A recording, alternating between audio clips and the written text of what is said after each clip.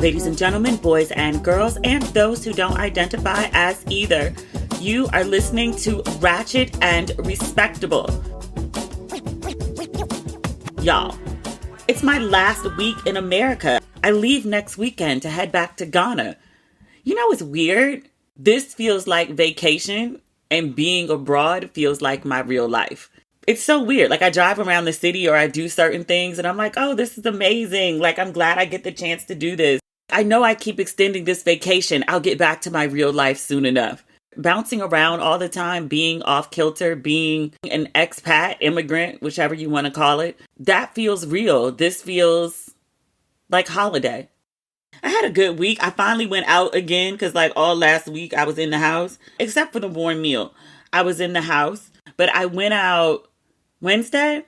Vital Voices had their Global Leadership Awards, and they were honoring women from around the world who were doing the epic things that we're known to do. There was one woman who's building a rape crisis center in Uganda, but it's everything from medical facilities to legal representation to shelter for abused, battered, abandoned women and their children. There's another woman who's creating clean energy. There was another woman who is advocating for women with disabilities. There was Ava DuVernay, who I'm obsessed with. Hillary Clinton was the keynote. It was really good. It was a great occasion to get fancy and dressed up and celebrate some really epic people. And then also, obviously, raise some money for the organization. They got budget. The awards ceremony was in one of the smaller halls for the Kennedy Center. And I think someone said from the stage it fits about 1,400 people. But all 1,400 were invited to an open bar reception with food that went on for, I want to say the ceremony ended at 9:30. Me and the homie left at 11:30. So, and the bar was still open. I love a good budget well spent. It was a really nice time. But that was it. There was other stuff that I was supposed to go to, but I am deep in the trenches of prepping to go back to Ghana. I've got all the trunks spread out in my old bedroom, and I'm trying to make executive decisions about what goes and what stays. I'm going to be gone for, I think, another 7 months this time, maybe 8. The plan is Ghana and then back to South Africa, Cape Town, and then to Kenya. Or at least East Africa. I haven't decided where I'm going to base out of yet. It might be Nairobi, probably Nairobi, but I'll be bouncing around East Africa. But that's the plan. So I have to pack for Ghana's weather, which is blazing hot the whole time I'm there. I think the low is 87. But then South Africa doesn't really get that hot, especially in Cape Town. And when I get there, they're in fall, moving into winter. So I have to pack for that. Kenya, you never know what the temperature is going to be in East Africa. It goes up and down. I think they're going into fall too by the time I get there. So there's the weather consideration. And then there's also the cultural consideration. Because while I'm in Ghana, the plan is to run around North Africa in January and February. Because it's like 70 to 75 degrees as the high. As opposed to, I don't know, like 120. But I think all of North Africa is Muslim. So I can't wear the same stuff I wear in Ghana.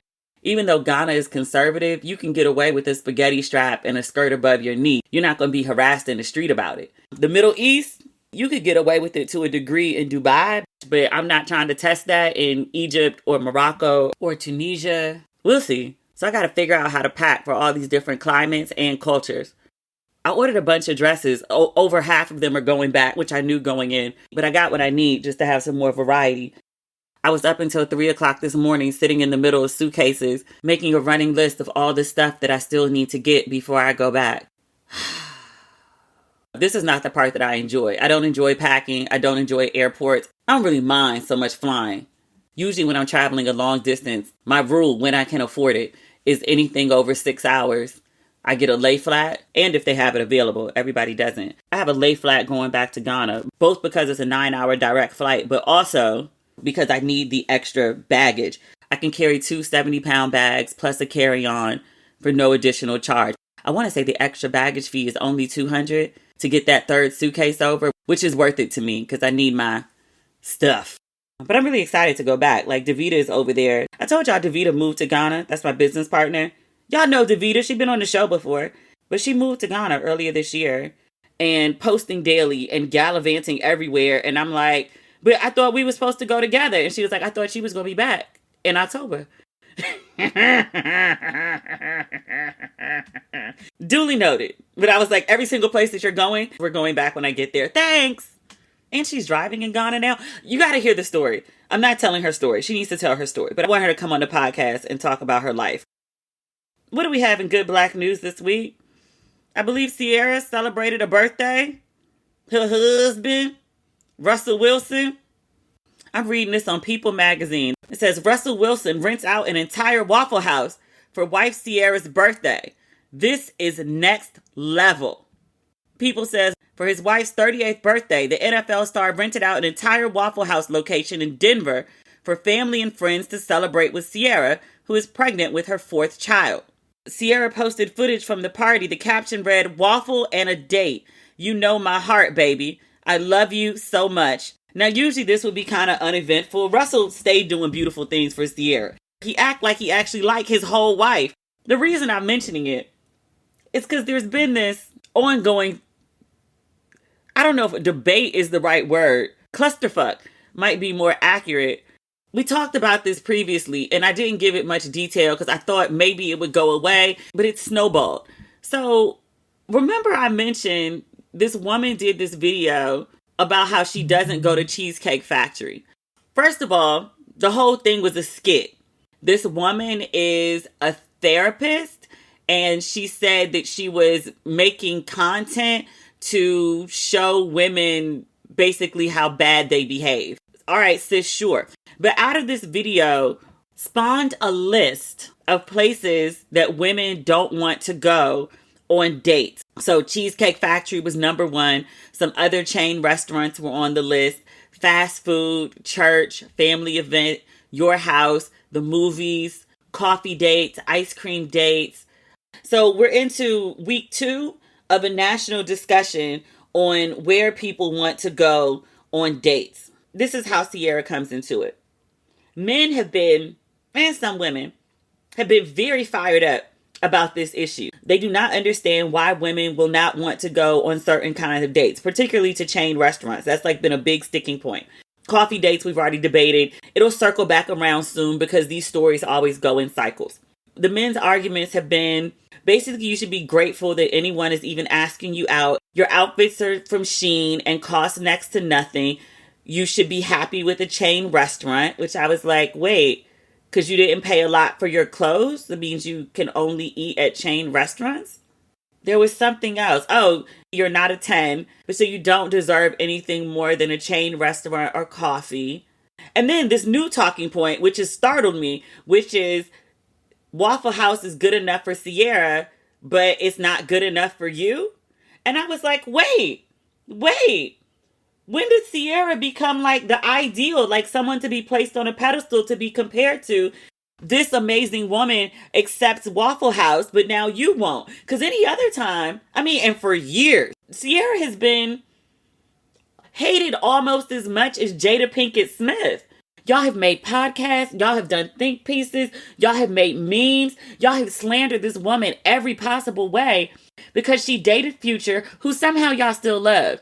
But y'all feel like she dated this bum dude and then had a baby and was a single mother. And so she should have no business with somebody who's like upstanding and godly and high value, regurgitating, I'm not saying I believe these things, regurgitating the argument like Russell Wilson. But now suddenly, like, Ciara is your queen?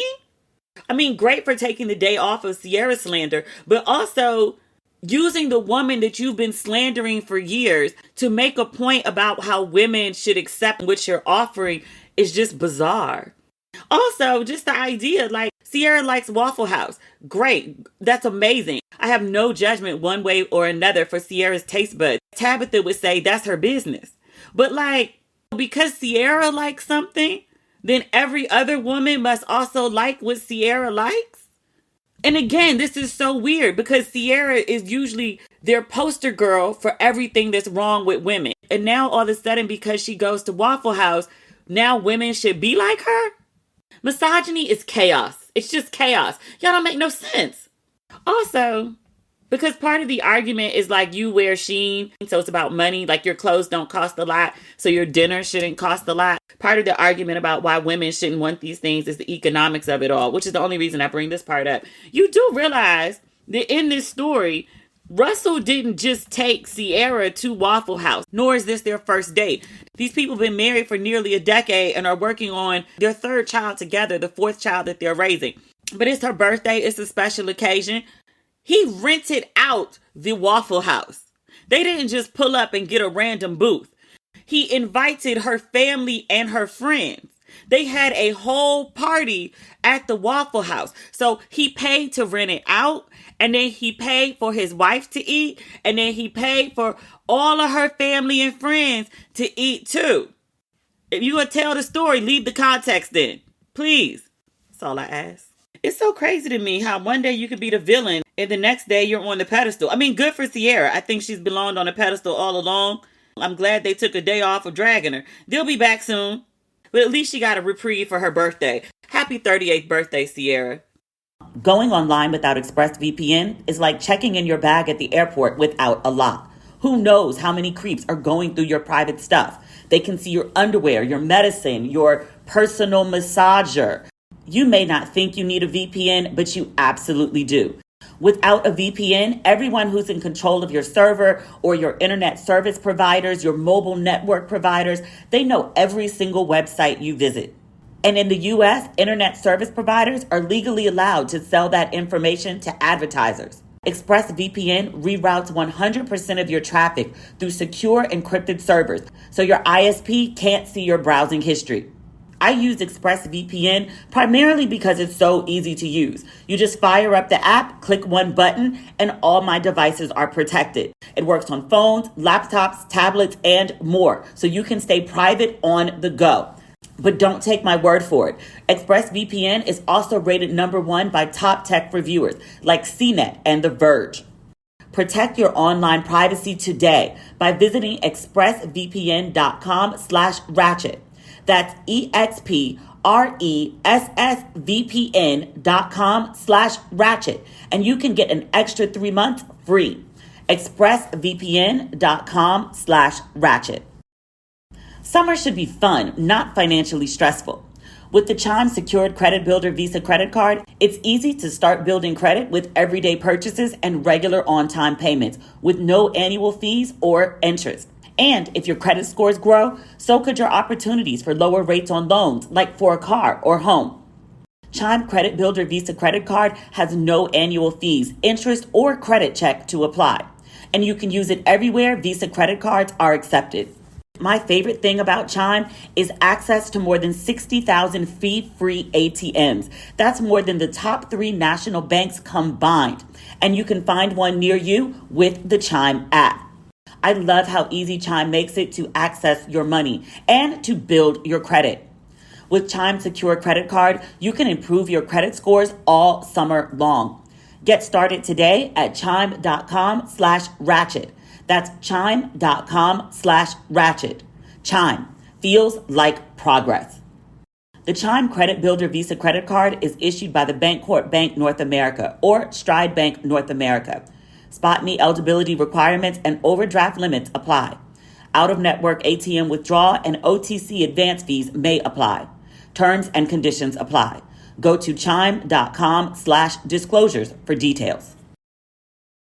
In other good news, some might not say it's so. I think it is. Jada Pinkett Smith, her book Worthy, we will be discussing the next 100 pages. We'll be discussing that at the end of the episode. But Jada Pinkett Smith's book, Worthy, landed at #3 on the New York Times bestsellers list for nonfiction. Congratulations to Jada Pinkett Smith. I saw all last week people were saying it's a flop. Nobody's buying the book. I told you I went to buy the book the day it came out and I got the last copy and I was like, oh, yeah, she on to something. I was surprised she didn't hit at #1. That's what I was expecting. But #3 is very respectable. Top 5 New York Times. She's done well for herself.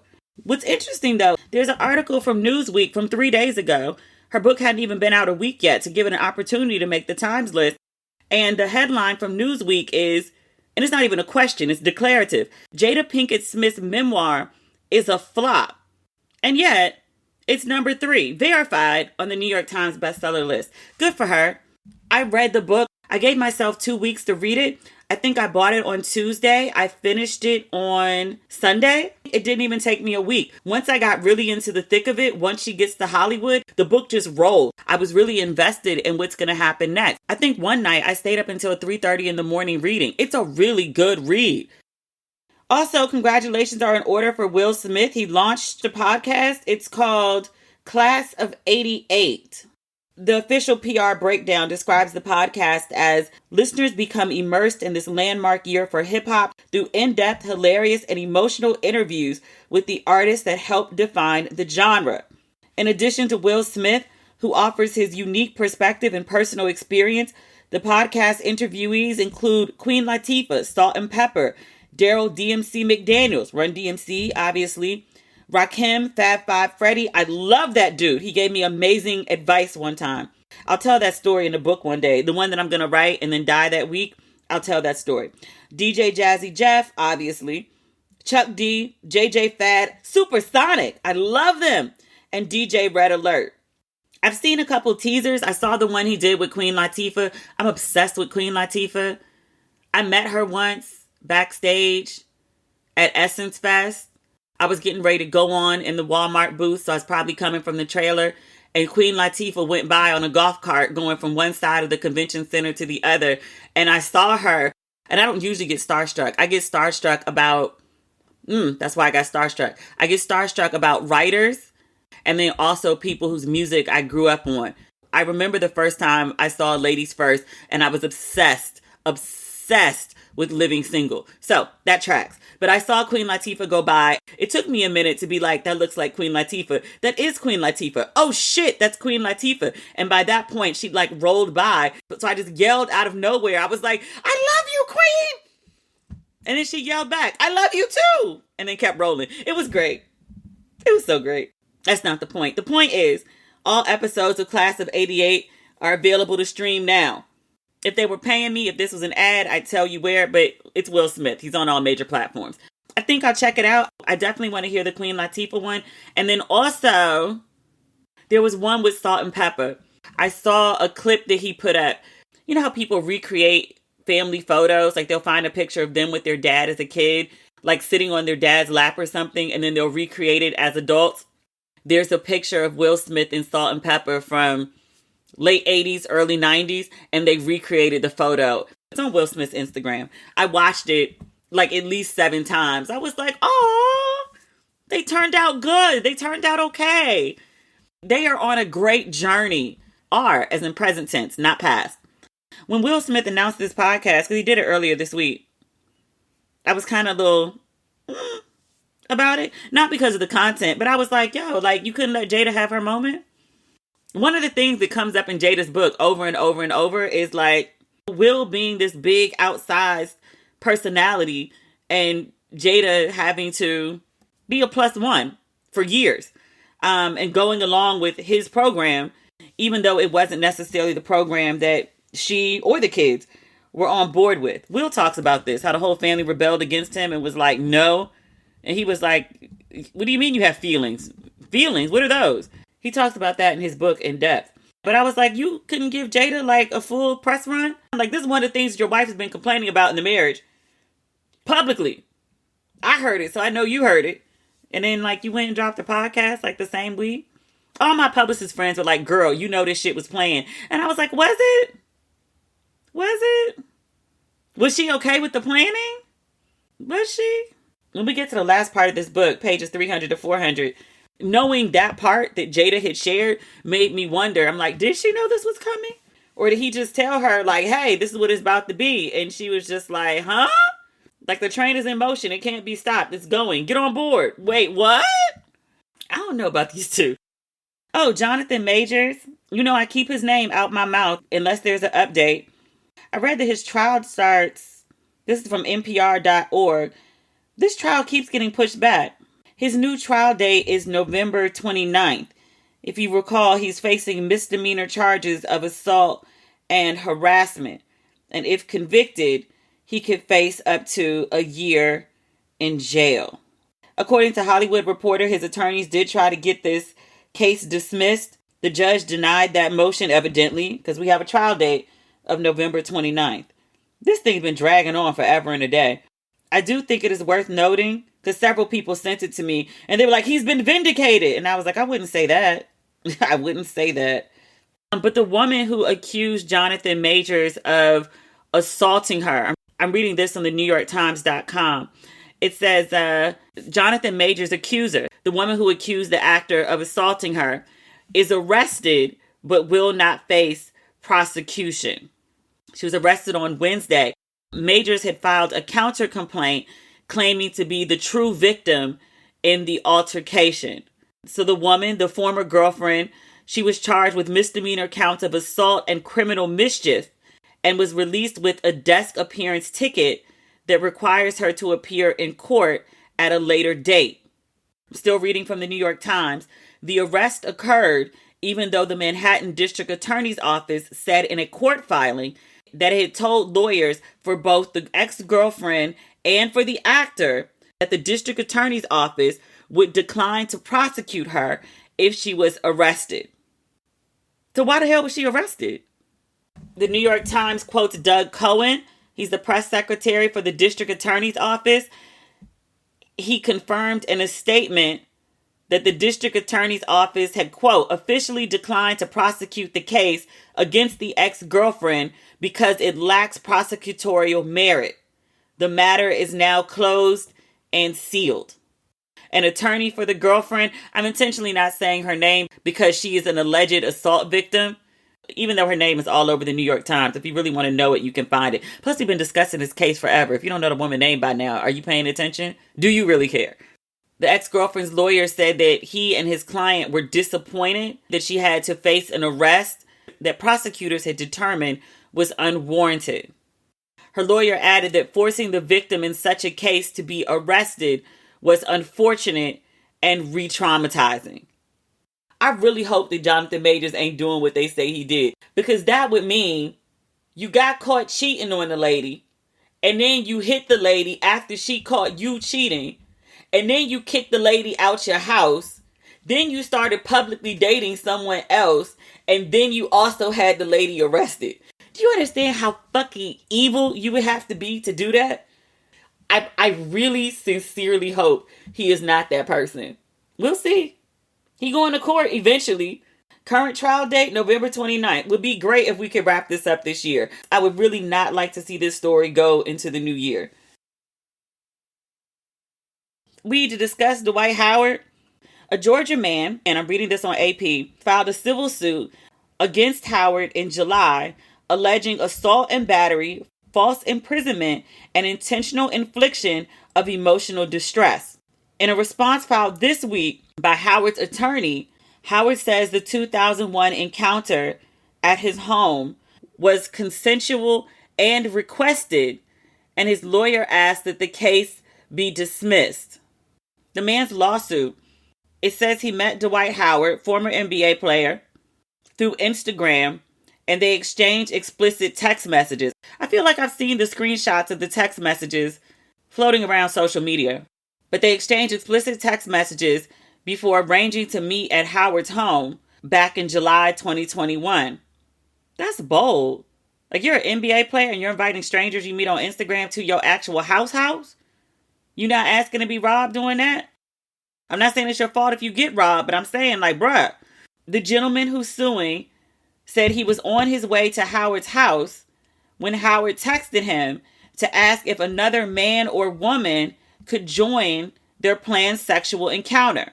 The guy said he told Howard he was not interested. He continued on to the house. He says once he got there, they were joined by a man dressed as a woman who identified only as Kitty. He tried to resist the two men, but Howard and Kitty forced him to participate in sexual activity. After, the man felt extremely violated and humiliated and was in complete shock. Now, this is the PC version that we're reading here on AP. I saw a more thorough, if you will, description in another publication, and I believe it said the man got there and Howard took his pants and underclothes off and then began performing oral sex on the man against his will. And then Howard eventually stopped after he realized the man wasn't appearing to enjoy the sexual encounter. Is that a euphemism to like his penis wasn't getting hard? But then after Howard stopped performing oral sex on him, the man was coerced, might be the proper word, to engage in a threesome with Howard and then Kitty, the man dressed as a woman. But I guess if they were having sex, the man probably didn't have on any clothes. So just the man, Kitty. There's so much to this story here. And again, Howard has denied these allegations. He says the three men agreed to, quote, engage in consensual sexual activity. He asked the court for a summary judgment with court costs and attorney fees to be assessed against his accuser. I don't think that's going to happen. Woo! How do we want to dive into this one? First and foremost, I give two shits about Dwight Howard's sexuality. Wherever he falls on the LGBTQIA plus spectrum is his business. And he has said as much. He says, what I do in my bedroom is my business. Where I lay my wood is my business. I don't have to explain anything that goes on in my house. Y'all are too damn nosy. My issue, twofold, is not his sexuality. It's like, sir, did you or did you not assault this man that is accusing you of assaulting him? If you are out here sexually assaulting people, then you need to be locked away. I'm going to keep my eye on this case and see how it plays out. What I do find very interesting and also very consistent, this story has been making its rounds all over social media, all over the blogs.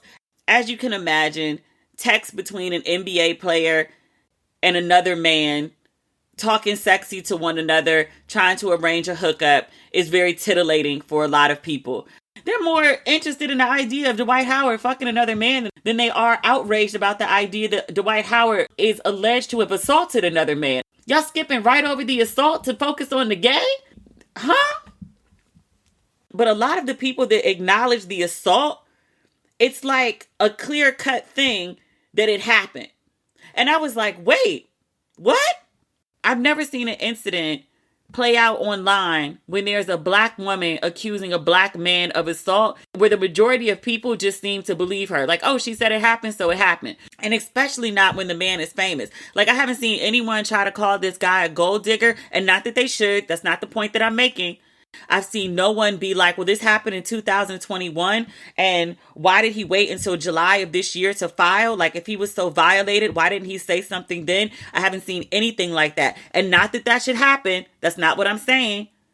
I've seen people really giving the accuser the benefit of the doubt that he was assaulted, which they should. This is what should happen. But I was like, y'all know how to believe somebody. Y'all know how not to question the timeline. Y'all know how to refrain from assuming somebody's just accusing someone of assault because they're a gold digger. Y'all know how to do this. It's evident because you're not doing it with this man in the same way that you do it with damn near every woman who's ever accused a man of assault, especially a rich man. It's fascinating to watch. Y'all are capable. Y'all know how to do it. You just won't when it's a black woman. Okay. I'm glad this man is being treated decently. I'm glad that he's being believed. I would love to see that the way that people are treating this male victim, I would love to see them treat women that same way. That's what I'm saying. This is the portion of the podcast where we are now going to discuss Jada Pinkett Smith's book. We're discussing pages 200 to 300. If you have not read this portion, if you're not interested in this portion, if you do not want to know what happens in this portion, please log off now. Please stop listening now. I'll wait.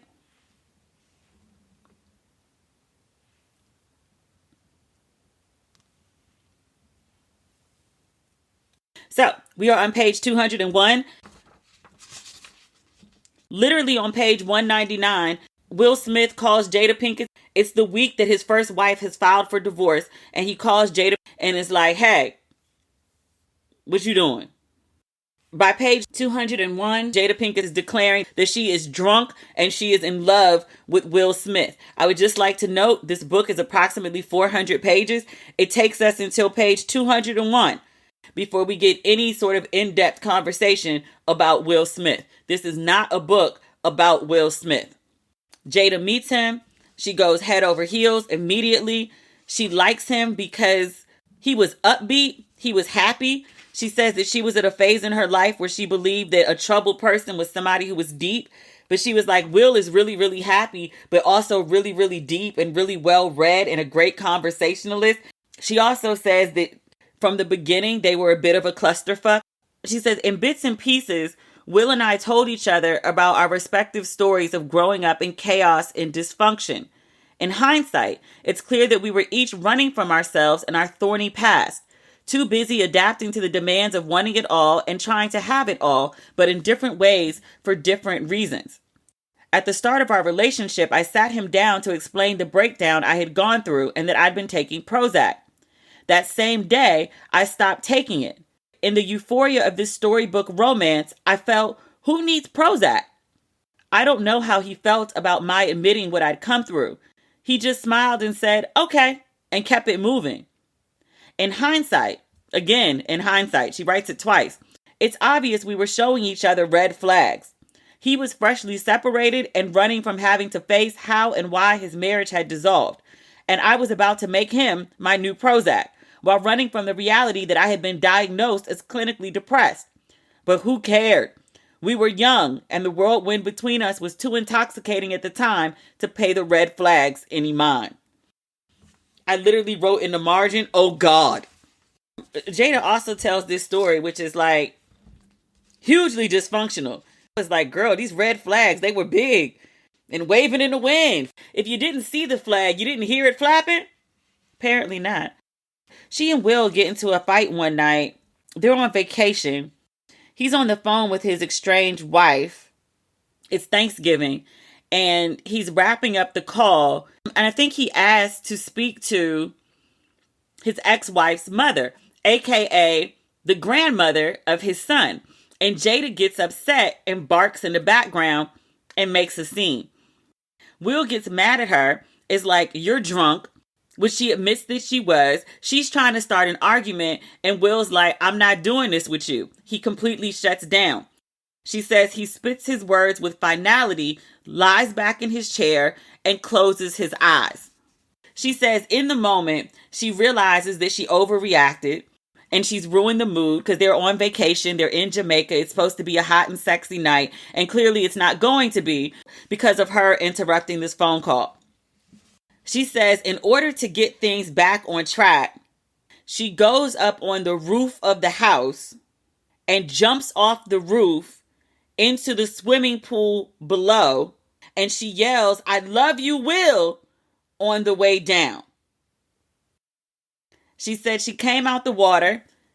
She says Will was sitting in the same lounge chair she had left him with his eyes closed. She shuffled toward him, soaked and shivering, her teeth chattering as she continued to profess her love for him. I love you, Will. I love you, Will. I love you, Will. She said Will was smiling from ear to ear. She writes, my plan worked. He got up and wrapped me in a towel that was on the back of his chair and pulled me into his lap. He said, you are crazy as hell. You know that? Then he kissed me and held me in his arms so I could get warm. This was us. And this night was a preview of the next damn near 3 decades of our life together, living on edges of our own making and driving each other absolutely crazy, sometimes joyfully and other times with great, her pause, not mine, dislike. I don't love nobody enough to go jump off a goddamn roof into a pool, even if I could swim. That's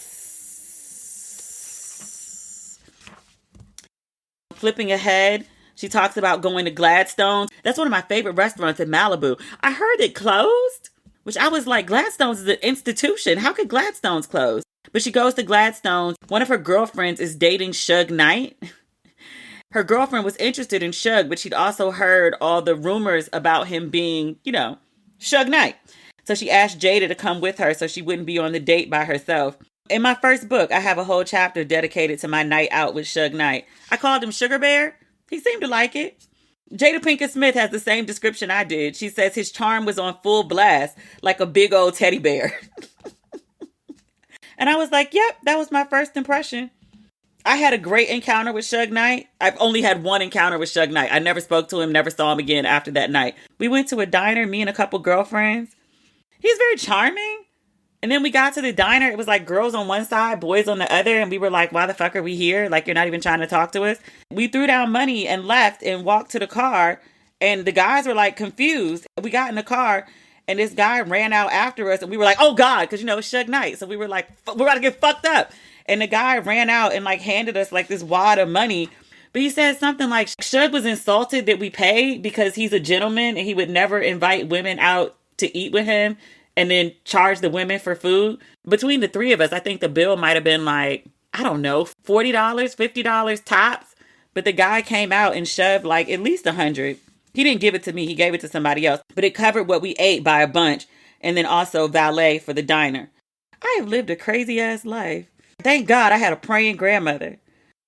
She also talks about finding out that Tupac died. She was devastated, as you can expect. Will is actually the one that told her he died. Remember Tupac had signed with Death Row? I want to say Suge Knight had put up the money to get him out of jail. And Suge Knight was driving the car that Tupac was shot in.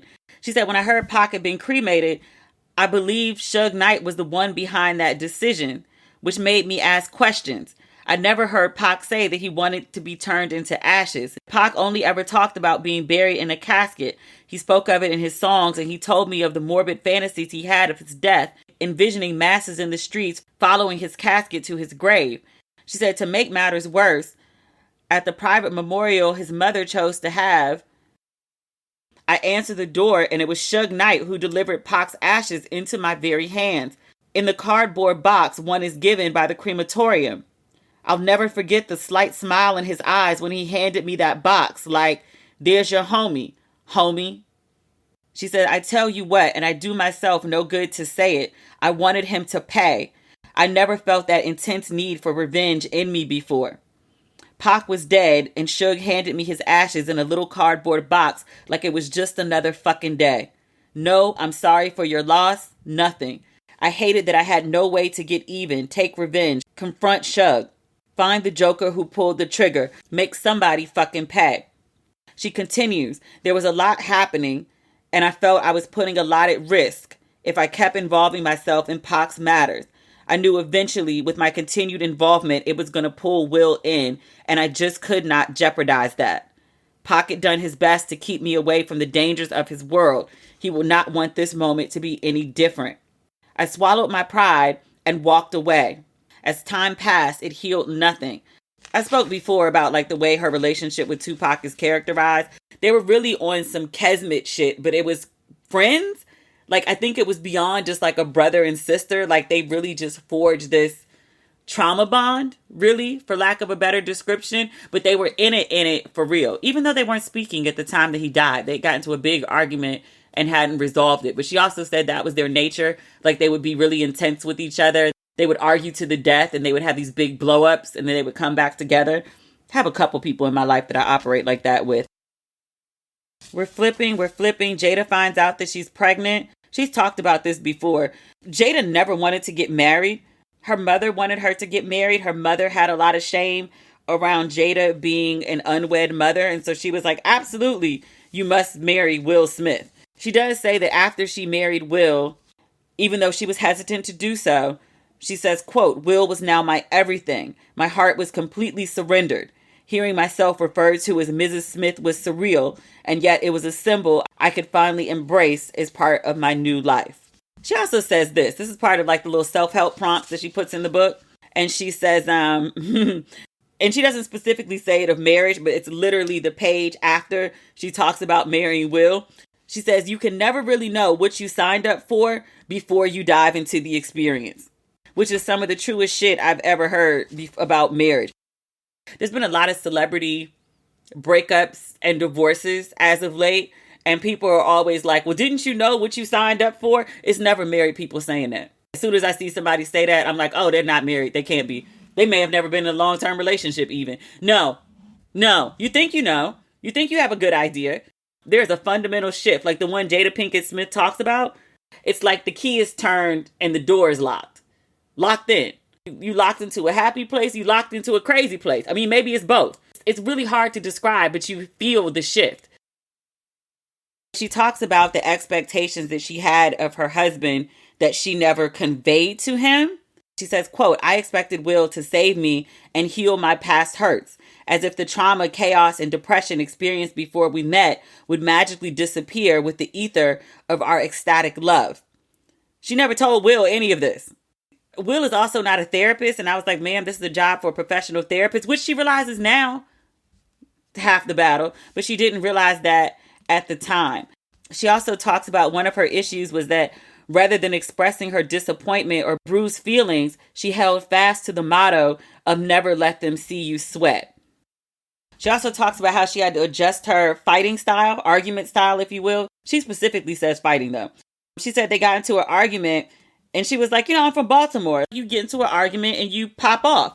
She says once in a heated argument, she said, "Fuck you." And she says, Will was like, "I can't be in a relationship with you. This isn't going to work." And he broke up with her on the spot. And she was like, "You're going to break up with me over words?" And he was like, "Yes." She says they were apart for 1 week. It gave her a chance to understand there was a more respectful way of handling communication. That's a quote. And she said Will had set an important boundary for them. She goes on to say later, though, she says one of the unintended consequences of their more respectful conversations, she said they were devoid of the honest expression of emotions, sometimes overly intellectual or analytical. She said, "Imagine having to sit and speak about the moments when some women flirted with him in front of me and having to be cool, even-toned, analytical, and dispassionate about it. This pattern kept us from talking about real feelings, but also from experiencing them." She says the result for her was that she, quote, "lost genuine expression and suppressed deep feelings." And she said there would come a day when I'd wake up and I'd feel fully disconnected from emotional honesty, my inner compass, and that would wreak havoc. But we'll get to that. My takeaway from the way that she describes her relationship is they're very famous people. They're also very ordinary people. Like their lives are plastered on magazine covers and they have really big audiences that they're able to access. They're not perfect. And I think there was a time when they tried to present themselves as such. If you really listen to the things that Jada is talking about, her, I wouldn't say her gripes, concerns, I would say, about her relationship with Will and the things that didn't quite sit right with her, it's not much different than anybody else. There's moments like the August Alsina thing, which I would also argue really isn't that off the radar. I mean, them sitting down together and getting on TV, and she talks about that much later in the book. Like the public sit down and the husband and wife like telling the world about it is the off thing. But the idea of like an open relationship, folks do that every day. I'm on page 278 and she talks about being lost in her marriage, which I've heard countless women say. I experienced it myself. She says it's inevitable for anyone to take a ride on someone else's bullet train, that at some point you start to feel lost while traveling to that person's destinations. It happens to so many of us, not just in the entertainment world, but in many facets of life. She says, to my shock, after I happily became Mrs. Will Smith, it was as if it was the only name I ever had, even after years of establishing myself as Jada Pinkett. It was like nothing I had done before my marriage. All I had built no longer mattered. My identity had never been hijacked in a relationship before. It was no fault of Will's, of course, but of the age-old tropes that portray women who marry successful men as doing so for their entire validation. She dare not try to have an identity beyond who she is in service of his identity. I've said that about Jada for years. Everyone loved Jada Pinkett Smith until she actually started talking. So many people's ideal couple is the one in which a woman doesn't speak. Think about it. All the couples that we tend to put on pedestals, the woman doesn't talk. And when she does, it's like nothing but praise for her husband. You don't really have a multifaceted 3D look at the woman. She's just pretty and she's a wife and she loves her husband. And you have no idea what she thinks about anything else. The only real exception to that is Marjorie Harvey. And that's because she has a quote unquote messy past. She also says this about her relationship. She says, our most profound difference in perspective was a clash in our visions of what happiness looked like. She writes, Will was living his dream, and that meant I must be living mine too, through him.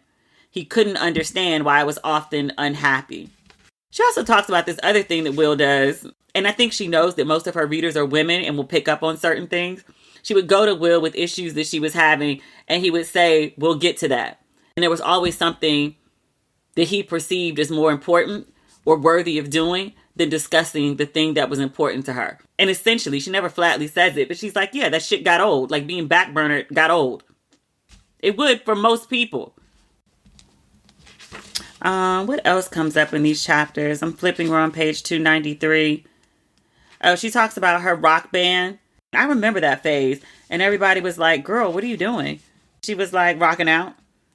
Wicked Wisdom. That's what it was called. They were actually kind of big. Like they ended up doing Ozfest.